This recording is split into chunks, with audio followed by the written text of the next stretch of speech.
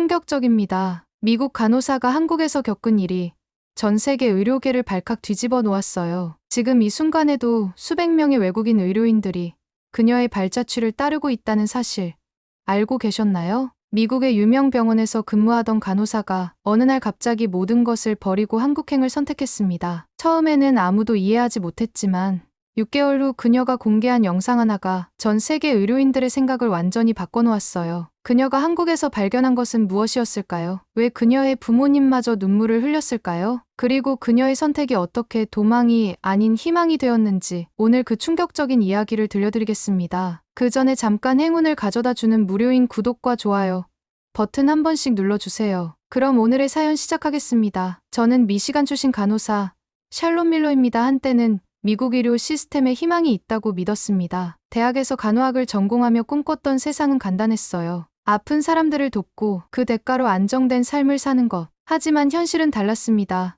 첫 번째 충격은 근무하던 지역병원의 폐쇄였어요. 어느 날 아침 병원 로비에 걸린 공지를 보고 얼어붙었죠. 경영 악화로 인한 구조조정이라는 차가운 문구. 7년간 피와 땀을 쏟은 일터가 단 한 장의 종이로 무너졌습니다. 환자들은 어떻게 되는 거죠? 누가 그들을 돌볼까요? 아무도 그런 질문에 답하지 않았어요. 실업수당으로 겨우 월세를 내며 새 직장을 찾던 중이었습니다. 그러던 어느 화요일 아침 전화가 울렸어요. 대학 동기이자 친한 친구인 레이첼이 근무하던 병원에서 총기 사건이 발생했다는 소식이었습니다. 숨이 멎는 것 같았어요. 병원까지 달려가 보니 이미 노란 테이프가 쳐져 있었죠. 레이첼은 응급실에서 한 환자를 돌보다 총에 맞았다고 합니다. 그날 밤 저는 TV 앞에서 울었어요. 뉴스에서는 또 하나의 비극적 사건이라는 말만 반복했습니다. 또 하나, 마치 숫자처럼 취급되는 생명들. 일주일 후 작은 클리닉에서 임시직을 구했습니다. 첫날부터 현실을 마주했죠. 심장발작으로 실려온 노인을 진료비 문제로 돌려보내는 장면을 목격했어요. 보험이 없으니 다른 곳으로 가셔야 합니다. 저는 그 순간 간호사로서의 사명감과 시스템 사이에서 갈등했습니다. 그 노인의 눈빛이 지금도 선명해요. 도움을 구하는 절박함, 그리고 거부당했을 때의 절망. 미국은 생명을 돈으로 따지는 나라였습니다. 이게 제가 맹세한 간호사의 삶인가요? 밤마다 질문했어요. 답은 항상 공허했죠. 어느 날 밤, 불면증에 시달리며 유튜브를 보고 있었습니다. 알고리즘이 추천한 한 영상이 눈에 들어왔어요. 한국 간호사의 하루 제목이었죠. 호기심에 클릭했습니다. 화면 속 간호사들은 방호복을 입고 있었지만 웃음소리가 선명했어요. 점심시간에 함께 도시락을 먹으며 대화하는 모습이 너무나 자연스러웠죠. 그들의 얼굴에서 제가 잃어버린 무언가를 봤습니다. 희망일까요? 아니면 동료의? 그 영상을 보며 눈물이 흘렀어요. 미국에서 레이첼처럼 총에 맞아 죽거나 병원 폐쇄로 직장을 잃거나 아니면 환자를 외면해야 하는 현실 사이에서 저는 숨을 쉴 수 없었습니다. 제 꿈은 사라졌고 남은 건 생존을 위한 몸부림뿐이었죠. 그날 밤 처음으로 도망치고 싶다는 생각이 들었어요. 이건 포기가 아니라 살기 위한 선택이었습니다. 새벽까지 한국 간호사 영상을 보며 저는 결심했어요. 저도 저런 환경에서 일하고 싶다. 다시 간호사로서의 자부심을 느끼고 싶다. 미국을 떠나는 건 조국을 배신하는 게 아니라 제 인간다운 삶을 찾아가는 여정이라고 스스로를 설득했습니다. 유튜브 알고리즘은 신기한 법이죠. 한번 한국 간호사 영상을 본 후로는 계속해서 비슷한 콘텐츠가 추천되었어요. 마치 디지털 세계가 제 절망을 읽고 출구를 보여주는 것 같았습니다. 호기심은 빠르게 집착으로 변했어요. 퇴근 후 매일 밤 한국 의료 시스템에 관한 모든 정보를 흡수했습니다. 가장 먼저 눈에 들어온 건 병원 환경이었어요. 깨끗한 복도, 최신 장비, 그리고 무엇보다 환자와 의료진 사이의 관계가 달랐습니다. 미국에서는 환자가 고객이고 의료진은 서비스 제공자로 취급되죠. 하지만 한국 영상에서는 서로에 대한 존중이 느껴졌어요. 물론 갈등도 있겠지만 기본적인 신뢰가 존재하는 듯했습니다. 한 브이로그에서 감기 진료 영수증이 화면에 잠깐 비쳤어요. 금액을 보고 눈을 의심했죠. 이게 달러로 환산해도 맥도날드 세트 메뉴보다 싸다고 소리내어 말했습니다. 미국에서 간단한 감기 진료만 받아도 최소 $100, 보험 없이는 훨씬 더 비싸죠. 믿기지 않아 더 찾아봤어요. 한국의 국민건강보험 시스템에 대해 알게 되었습니다. 모든 국민이 의무적으로 가입하고 의료비의 상당 부분을 보장받는 구조라니 공상과학 소설처럼 들렸어요. 간호사의 근무 환경도 충격적이었습니다. 물론 힘든 점이 많겠지만 미국과 비교할 때 몇 가지 중요한 차이가 있었어요. 정해진 교대 시간, 초과 근무에 대한 보상, 그리고 무엇보다 폭력으로부터의 안전. 한국에서는 의료진 대상 총기 사고가 거의 없다는 사실이 저를 놀라게 했죠. 레이첼의 얼굴이 떠올랐어. 그녀가 살았을지도 모르는 나라. 간호사가 사람 대접받는 나라가 있다니 중얼거리며 눈물을 닦았습니다. 미국에서 간호사는 종종 소모품처럼 취급돼요. 번아웃이 되면 새로운 졸업생으로 대체되는 시스템이죠. 반면 한국의 영상에서는 경력 간호사가 존중받는 모습이 보였습니다. 밤새 검색을 이어가던 중 운명처럼 한 공고를 발견했어요. 한국간호사협회에서 외국인 간호사 인턴십 프로그램을 모집한다는 내용이었습니다. 영어 교육과 임상 경험을 결합한 특별 프로그램이었죠. 마치 저를 위한 프로그램 같았어요. 심장이 빠르게 뛰었습니다. 정말 가능할까? 스스로에게 물었어요. 33살. 다른 문화, 다른 언어, 모든 게 낯설고 두려웠습니다. 하지만 그대로 머무는 것보다는 나았어요. 미국에서 저는 조금씩 영혼이 죽어가는 느낌이었으니까요. 다음 날, 용기를 내어 지원서를 작성했습니다. 영문 이력서를 업데이트하고 간호사 면허 번역을 준비했어요. 모든 게 비현실적으로 느껴졌지만 그 순간만큼은 오랜만에 희망을 느꼈습니다. 크린 속 한국은 제가 잃어버린 간호사로서의 정체성을 되찾게 해줄 것 같았어요. 밤마다 한국어 기초를 독학했습니다. 안녕하세요. 감사합니다와 같은 간단한 인사부터 시작했어요. 발음이 어려웠지만 포기하지 않았습니다. 제 미래가 달린 일이었으니까요. 유튜브를 통해 한국 문화도 조금씩 배웠어요. 거리 풍경, 음식, 생활 방식, 모든 게 신선하고 매력적으로 다가왔습니다. 크린을 통해 본 한국은 제가 필요로 하는 모든 것을 가지고 있었어요. 안전함, 존중, 그리고 간호사로서의 존엄성. 현실은 더 복잡하겠지만 적어도 변화의 가능성이 있었습니다. 그리고 그 가능성만으로도 충분했어요. 지원서를 제출한 후 기다림의 시간이 시작됐어요. 매일 이메일을 확인하며 불안한 나날을 보냈습니다. 그동안 계획을 구체화했죠. 이건 단순한 이민이 아니었어요. 저에게는 생존을 위한 필사적인 선택이었습니다. 가장 먼저 직면한 문제는 비자였어요. 한국에서 일하기 위해서는 E7 비자가 필요했죠. 복잡한 서류 작업과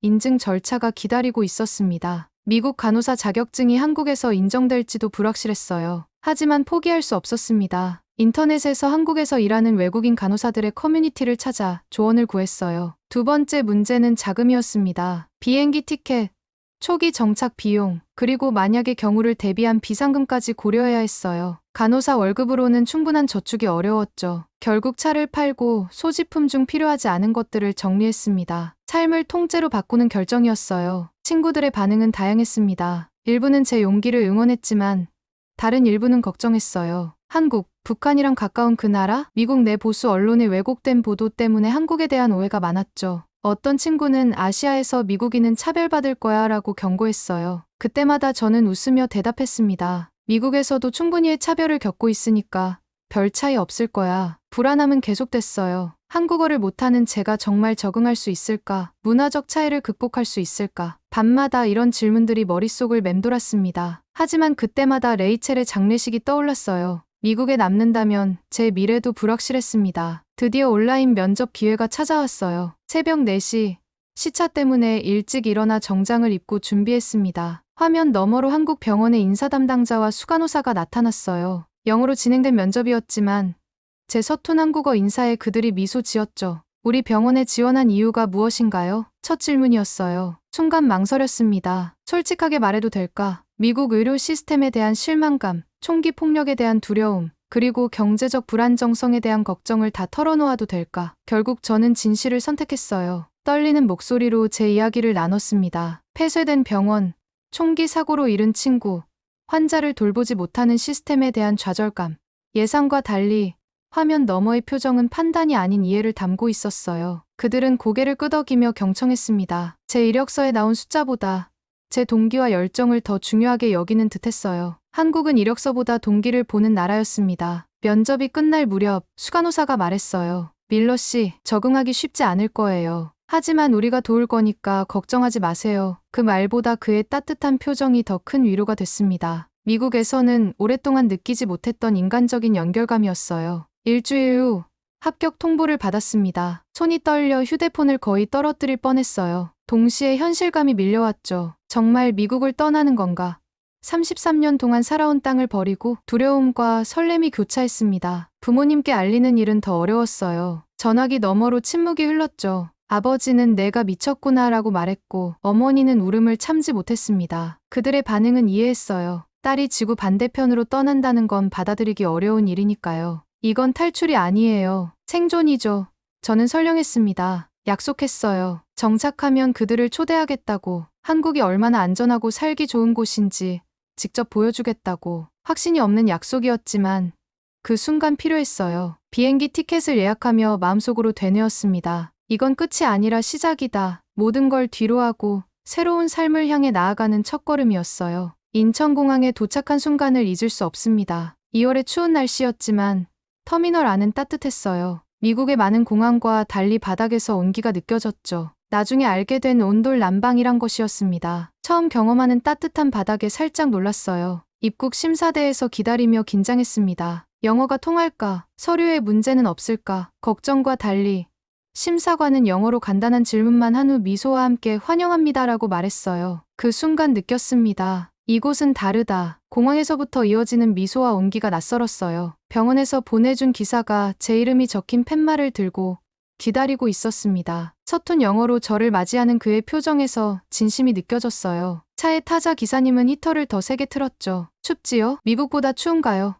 관심 어린 질문에 왠지 모를 안도감이 들었습니다. 서울로 향하는 고속도로에서 바라본 풍경은 미시간과 달랐어요. 높은 아파트들이 빽빽하게 들어서 있었고 간간히 산이 보였습니다. 모든 게 새롭고 신기했죠. 불안감과 설렘이 교차했어요. 정말 여기서 살게 되는 건가? 정말 가능할까? 병원 측에서 제공한 원룸에 도착했습니다. 작지만 모든 것이 갖춰진 공간이었어요. 침대, 책상, 작은 주방, 그리고 무엇보다 따뜻했죠. 집주인은 전세와 월세 시스템을 설명했는데 보증금 개념이 낯설었어요. 보증금은 계약이 끝나면 돌려받는 거예요. 미국에서는 상상도 못할 개념이었습니다. 전세라는 개념은 더 신기했어요. 집값의 대부분을 보증금으로 내고 월세 없이 산다니 문화 충격이었죠. 첫날 밤 침대에 누워 천장을 바라봤습니다. 바닥에서 올라오는 온기가 저를 감쌌어요. 내 발이 따뜻한 나라 처음이다 중얼거리며 웃었죠. 미시간의 겨울에는 항상 발이 차가웠거든요. 작은 차이지만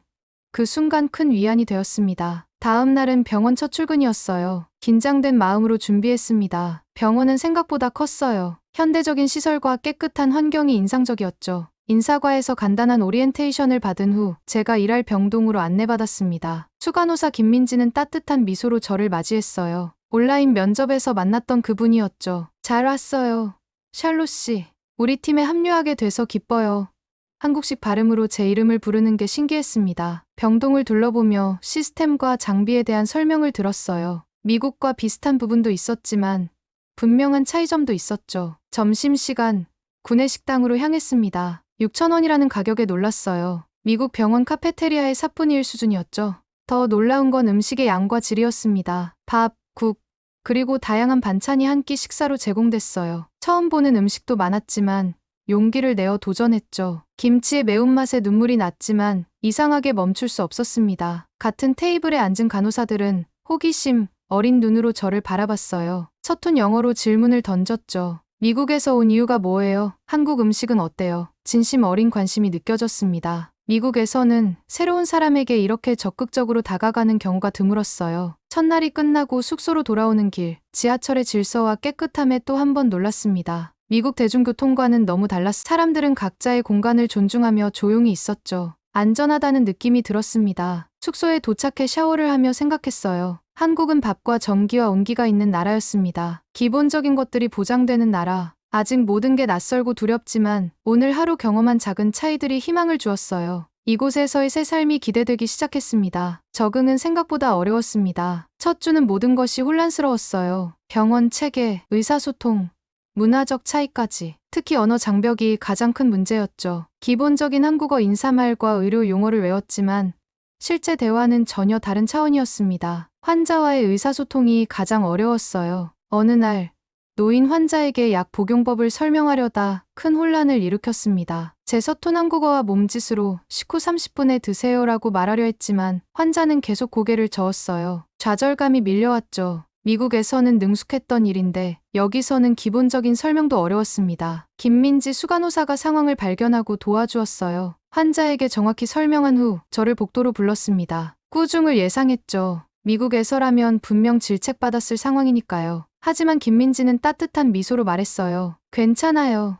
샬롯 씨, 우리 모두 배우는 과정이에요. 그날 저녁 퇴근 시간 후에도 몇몇 간호사들이 남아 저와 한국어 회화 연습을 도와주었습니다. 자발적으로요. 의료 용어부터 일상 대화까지 인내심을 갖고 가르쳐 주었어요. 미국에서는 상상할 수 없는 일이었죠. 초과 근무 수당도 없이 동료를 돕는 문화가 낯설었습니다. 문화적 충돌도 많았어요. 한국의 위계 질서는 미국보다 엄격했습니다. 의사와 간호사 사이의 관계, 선배와 후배 간의 예절, 모든 게 복잡했어요. 처음에는 불편했지만 그 안에서도 서로에 대한 존중이 느껴졌습니다. 미국의 평등함에는 종종 무관심이 섞여 있었지만 한국의 위계에는 책임감이 따랐어요. 실수도 많이 했습니다. 한 번은 연장자 의사에게 존댓말을 사용하지 않아 민망한 상황이 생겼어요. 또 다른 날은 회식 자리에서 술을 따르는 예절을 몰라 어색한 침묵이 흘렀죠. 하지만 놀랍게도 사람들은 제 실수를 너그럽게 받아들였습니다. 외국인이니까 라는 이유로요. 병원 시스템 자체도 적응이 필요했어요. 전자차트 시스템이 달랐고 약물 관리 방식도 달랐습니다. 처음에는 혼란스러웠지만 서서히 한국 시스템의 효율성을 깨닫게 됐어요. 특히 국민건강보험 시스템 덕분에 환자들이 치료를 미루지 않고 초기에 오는 경우가 많았죠. 미국에서는 상상할 수 없는 일이었습니다. 한 달이 지나자 조금씩 적응이 됐어요. 기본적인 의사소통이 가능해졌고 업무 흐름도 이해하게 됐습니다. 실수가 줄어들며 자신감도 생겼어요. 가장 큰 변화는 퇴근 시간이었습니다. 미국에서는 항상 초과 근무가 당연시되었지만 여기서는 교대 시간이 철저히 지켜졌어요. 샬롯 씨, 이제 퇴근할 시간이에요. 김민지의 말이 새삼 신선하게 들렸습니다. 어느 날 실수로 환자 기록을 잘못 입력해 작은 혼란을 일으켰어요. 미국이었다면 공개적 질책이나 심지어 해고, 위험까지 있었을 상황이었죠. 떨리는 마음으로 병원장실로 불려갔습니다. 문을 열고 들어가자 병원장 박지원은 차분한 목소리로 말했어요. 샬롯 씨, 실수는 누구나 합니다. 중요한 건 같은 실수를 반복하지 않는 거예요. 여기선 누구도 혼자 울지 않아요. 우리가 함께 배우고 성장하는 거죠. 그 말이 제 마음을 울렸습니다. 내 실패를 꾸짖는 대신 배움으로 받아준 유일한 직장이었어요. 미국에서는 실수가 곧 개인의 무능함으로 여겨졌지만 여기서는 성장 과정의 일부로 받아들여졌습니다. 달라지는 건 병원 문화만이 아니었어요. 저 자신도 변하고 있었습니다. 더 인내심을 갖게 됐고 도움을 청하는 것을 두려워하지 않게 됐어요. 미국에서의 독립적이고 경쟁적인 태도가 서서히 협력과 상호 의존의 가치로 바뀌어갔습니다. 이 나라는 간호사에게 퇴근을 허락했고 실수를 용납했으며 무엇보다 인간으로서의 존엄성을 지켜주었어요. 한국 생활이 3달째 접어들 무렵 부모님과의 영상통화가 점점 어려워졌습니다. 처음에는 걱정과 그리움이 섞인 대화였지만 시간이 지날수록 분노가 섞이기 시작했어요. 특히 아버지는 제 결정을 이해하지 못했습니다. 대체 왜 미국을 버린 거니? 세계 최고의 나라를 떠나서 어딘지도 모를 아시아 국가에서 뭘 찾고 있는 거야. 아버지의 목소리에는 실망감이 가득했어요. 그의 세대에게 미국은 꿈의 나라였습니다. 딸이 그 꿈을 저버렸다고 생각했겠죠. 설명하려 했지만 말이 통하지 않았어요. 아빠, 여기서는 병원에 가도 집을 잃을 걱정을 안 해도 돼요. 총에 맞을 걱정도 없고요. 이런 말들이 아버지에겐 미국 비하로 들렸나 봅니다. 통화는 항상 긴장된 침묵으로 끝났어요. 어머니는 달랐습니다. 처음엔 반대했지만 점차 제 선택을 인정하기 시작했어요. 적어도 내가 행복해 보이긴 하구나. 그녀의 말에 위안을 얻었습니다. 어머니는 제가 보내는 한국 일상 사진들을 관심 있게 보셨어요. 특히 한국 음식에 큰 관심을 보이셨죠. 그러던 어느 날 미국에서 충격적인 소식이 들려왔습니다. 전 직장 동료인 마크가 갑작스러운 심장마비로 응급실에 실려갔다가 중태에 빠졌다는 거예요. 다행히 생명에는 지장이 없었지만 보험이 충분치 않아 병원비 때문에 온라인 모금을 하고 있다는 소식이었습니다. 마음이 무거웠어요. 한국에서의 새 생활에 적응하느라 미국 친구들과의 연락이 소홀해진 것이 미안했습니다. 즉시 모금에 참여했고 마크에게 영상통화로 안부를 물었어요. 병실에 누워있는 그의 모습이 초라해 보였습니다. 샬롯, 심장 수술 후 재활까지 하면 집이 날아갈 것 같아. 보험사는 최소한의 비용만 커버한다고 해.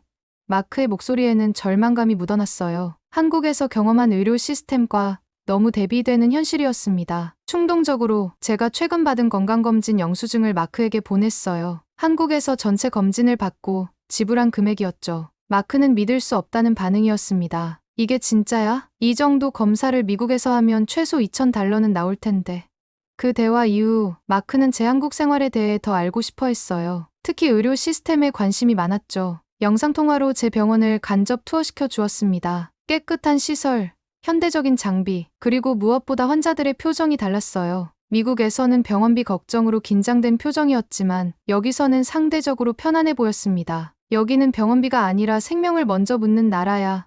자부심을 느끼며 설명했어요. 마크는 깊은 생각에 빠진 듯 했습니다. 다음 주 부모님과의 통화에서 놀랍게도 아버지의 태도가 달라져 있었어요. 마크와 연락을 주고받았다는 사실을 알게 됐습니다. 아버지는 여전히 미국을 떠난 제 결정을 완전히 이해하지는 못했지만 최소한 들으려는 자세는 보였어요. 그래서 정말 병원비가 그렇게 차이가 나니? 아버지의 목소리에는 호기심이 묻어났습니다. 처음으로 진지한 대화가 시작됐어요. 제가 찍은 병원 영상, 의료비 영수증, 그리고 일상 사진들을 공유했습니다. 특히 인상적이었던 건 어머니의 반응이었어요. 제가 보낸 병실 온도 조절 시스템 사진을 보고 눈물을 흘렸습니다. 아버지가 입원했을 때 병실이 너무 추워서 그녀의 말에 가슴이 아팠어요. 작년에 할아버지가 폐렴으로 입원했을 때 병실 난방이 충분하지 않아 어머니가 매일 담요를 가져다 드렸다는 이야기였습니다. 엄마, 여기 병실은 따뜻해요. 바닥부터 따뜻하고 온도 조절도 잘 돼요. 갑자기 눈물이 났습니다. 사소해 보이는 차이지만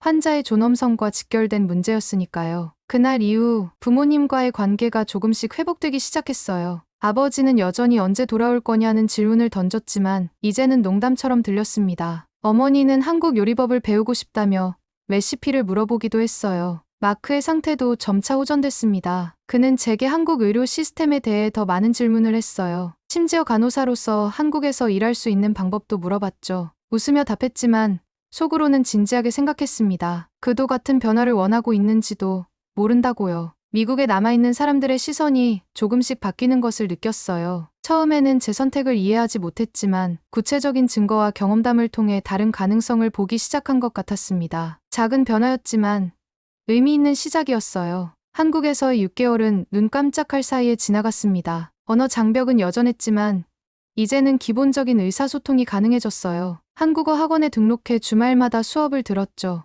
의료 용어는 특히 빠르게 습득했습니다. 필요성이 학습의 가장 큰 동기였으니까요. 업무적으로도 점점 자리를 잡아가고 있었어요. 처음에는 미국 간호사 출신이라는 레이블이 부담스러웠습니다. 동료들이 제게 더 높은 기대치를 갖고 있다고 느꼈죠. 하지만 시간이 지날수록 그 레이블은 차별이 아닌 존중으로 바뀌었어요. 어느 날 병원에서 Improvement QI 프로 기회가 있었습니다. 각 부서에서 환자 케어 향상을 위한 아이디어를 제안하는 자리였어요. 김민지 수간호사가 제게 참여를 권했죠. 샬롯 씨의 미국 경험이 우리에게 도움이 될 거예요. 처음에는 망설였습니다. 언어 문제도 있었고 아직 한국 병원 시스템을 완전히 이해하지 못했으니까요. 하지만 용기를 내어 프로젝트를 준비했어요. 미국에서 효과적이었던 환자 이송 시스템을 한국 병원 환경에 맞게 수정한 제안이었습니다. 발표 당일 긴장으로 손이 떨렸어요. 서툰 한국어와 영어를 섞어가며 발표했습니다. 중간에 단어가 생각나지 않아 멈칫거리기도 했죠. 하지만 청중은 인내심을 갖고 경청해 주었어요. 발표가 끝난 후에는 예상보다 많은 질문과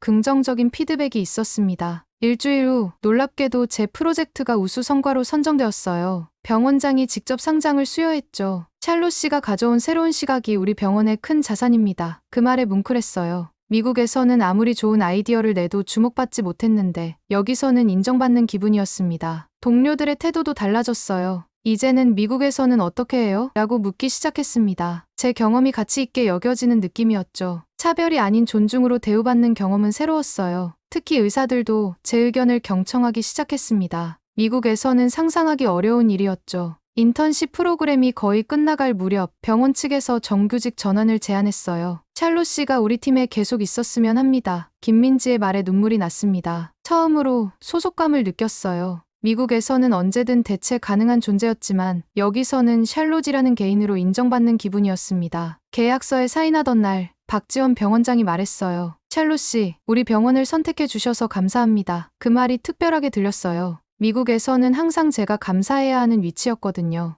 여기서는 서로가 감사하는 관계였습니다. 동료 간호사 한지은은 축하 자리에서 제게 말했어요. 처음엔 왜 미국 사람이 여기까지 왔지고 생각했어요. 이해가 안 됐거든요. 하지만 이제 알겠어요. 샬롯이 여기 있어야 맞는 것 같아요. 그 말에 가슴이 따뜻해졌습니다. 정규직이 된 후 병원에서 미국 간호사 교육 프로그램 개발에 참여해달라는 제안을 받았어요. 제 경험을 바탕으로 더 나은 인턴십 구조를 만드는 일이었죠. 처음으로 전문가로 인정받는 기분이었습니다. 이곳은 나를 전문가로 보는 나라였어요. 어느 날, 한 환자의 가족이 저를 찾아왔습니다. 선생님이 미국에서 오셨다고 들었어요. 왜 한국을 선택하셨나요? 잠시 생각한 후 대답했어요. 여기서는 환자가 사람으로 대접받고 의료진도 마찬가지니까요. 그날 저녁 숙소로 돌아와 거울을 봤습니다. 미국을 떠난 지 8개월.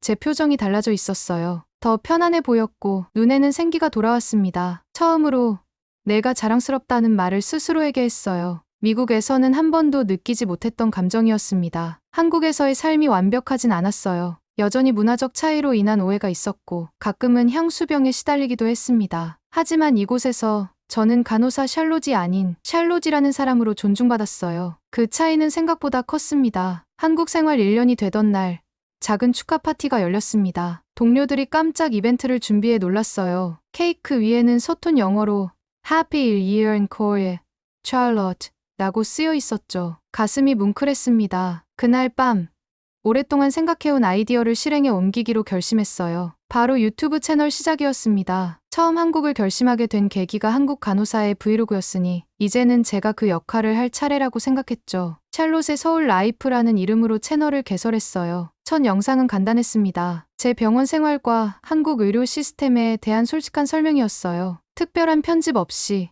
진실만을 담았죠. 미국에서 간호사였던 제가 왜 한국을 선택했는지 이야기할게요. 영상을 시작하며 떨리는 목소리로 말했습니다. 예상과 달리 영상은 빠르게 조회수를 올렸어요. 댓글에는 미국 간호사들의 질문이 쏟아졌습니다. 진짜 병원비가 그렇게 차이나요? 총기 사고 걱정 없이 일할 수 있나요? 언어 없이도 적응 가능한가요? 모든 댓글에 성실히 답변했어요. 채널이 성장하면서 한국에 관심을 보이는 미국 의료인들이 늘어났습니다. 이메일과 메시지로 조언을 구하는 사람들이 많아졌어요. 심지어 몇몇은 실제로 한국 취업을 위한 준비를 시작했다고 알려왔죠. 제가 작은 변화의 시작점이 되고 있다는 사실이 믿기지 않았습니다. 병원에서도 제 영상을 알게 됐어요. 처음에는 걱정했지만 오히려 박지원 병원장이 응원해 주셨습니다. 샬롯 씨의 활동이 우리 병원과 한국 의료 시스템을 알리는 좋은 기회예요. 심지어 공식적인 병원 투어 영상 촬영을 허락해 주셨죠. 6개월간 채널을 운영하며 저는 유튜브에서 얻은 수익과 첫 성과급을 모아 특별한 계획을 세웠어요. 바로 부모님을 한국으로 초대하는 것이었습니다. 처음에는 거절하셨지만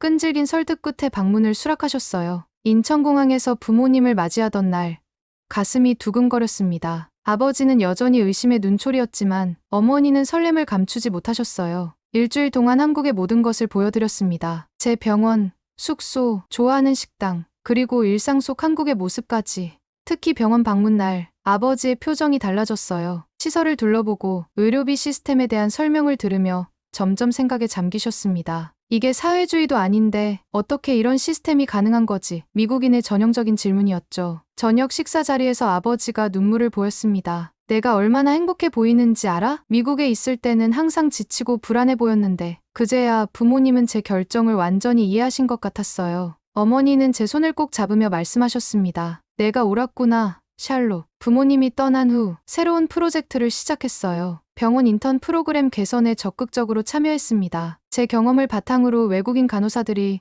더 쉽게 적응할 수 있는 시스템을 제안했죠. 특히 언어 교육과 문화 적응 프로그램을 강화했어요. 몇 달 후 첫 번째 샬롯 영향력이 나타났습니다. 제 영상을 보고 지원한 미국인 간호사 2명이 인턴으로 합류한 거예요. 그들의 멘토가 되어 적응을 돕는 일은 특별한 경험이었습니다. 자신의 여정이 누군가의 삶을 변화시키는 순간을 목격하는 것은 형언할 수 없는 기쁨이었어요. 유튜브 채널은 50만 구독자를 넘었고 미국 언론에서도 인터뷰 요청이 오기 시작했습니다. 처음에는 미국을 버린 간호사라는 부정적인 프레임이었지만 점차 새로운 가능성을 찾아 떠난 용기 있는 선택으로 서술이 바뀌었어요. 어느 날 레이첼을 잃었던 그 병원에서 근무하던 간호사 그룹이 연락해왔습니다. 그들도 한국 취업을 고려하고 있다는 내용이었어요. 그 순간 깨달았습니다. 이건 단순한 개인의 선택이 아니라 더 넓은 변화의 시작점이 될 수 있다는 것을요. 마지막 브이로그에서 저는 카메라를 바라보며 말했습니다. 이건 도망이 아니라 꿈의 회복이었습니다. 미국에서는 간호사가 아닌 시스템의 부품처럼 느껴졌지만 한국은 나를 다시 간호사로 만들어줬어요. 뒤를 돌아보니